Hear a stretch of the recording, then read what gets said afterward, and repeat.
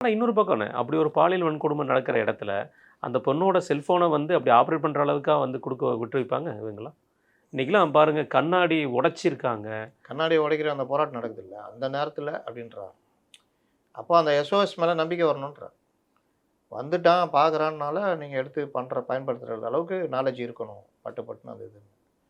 ஆரம்பத்தில கொஞ்சம் பண்ணியிருந்தாங்க. இங்க ஏகே விஸ்வநாதன் இருக்கும்போது, இங்க ஆ பெரிய நிச்சயமா. அளவுல அவரே சில கல்லூரிகள்ல இது பண்ணாங்க. டெப்டி கமிஷனர், ஜாயிண்ட் கமிஷனர், அந்த பெண்கள் குழந்தைகளுக்கான பிரிவு கமிஷனர் எல்லாரும் கூட்டம் போட்டு எல்லாருக்கும் மாணவிகள்ட்ட விழிப்புணர்வு ஏற்படுத்துனாங்க. எல்லாம் பண்ணாங்க. ஒரு கட்டத்துக்கு மேல விட்டுட்டாங்க. இது இன்னைக்கு நீ உங்கள பாதுகாத்துக்கணும்னா, இந்த இதெல்லாம் பண்ணி தான் ஆகணும். இதெல்லாம் பண்ணா தான் போலீஸும் ஏதோ ஒர்க்கும் பண்ண முடியும். எல்லா இடத்துலயும் போய் போலீஸும் பண்ணிட்டு இருக்க முடியாது. ரிமோட் ஏரியானா டெய்லி போய் பார்த்துட்டு இருக்க முடியாது. இது வந்து கண்ணுக்கு தெரிந்து நடந்தது. புகார் அளிக்கப்படாதது அதே இடத்துல பல நடந்திருக்கும். ம். அதனால தான் இவர்கள் அத்துமீறுகிறார்கள். எங்கேயாவது கார் கீர் ஓரம் கட்டி நிக்குதுன்னா, உள்ள போய் பார்க்கறது. ஆணும் பெண்ணும் இருந்தா பாலியல் பலாத்காரம் பண்றது, எல்லாத்தையும் பறிச்சுட்டு போயிடுறது. திருட்டுன்னு வேணா புகார் தருவான்.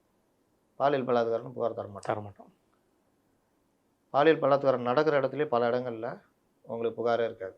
அந்த பொண்ணு அந்த வாழ்க்கைய இழந்துரும். யாரு? காதலன் விட்டு விலகிடுவான். இந்த மாரி விஷயங்கள்லாம் வந்து பெண்களும் ரிமோட் ஏரியா இந்த மாரி விஷயங்கள்ல என்னதான் இன்னைக்கு நம்ம போலீஸ் மேல குற்றச்சாட்டு வைக்கிறோம். ஏன் அப்போனா வரமாட்டாங்களா?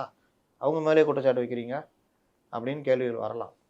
அதுவும் ஏற்றுக்கொள்ளக்கூடிய கேள்விதான். ஆனால் நாமளும் இன்னைக்கு இருக்கிற நிலைமையில, இன்னைக்கு இருக்கிற சூழ்நிலையில பார்த்து இருந்துக்கணும்.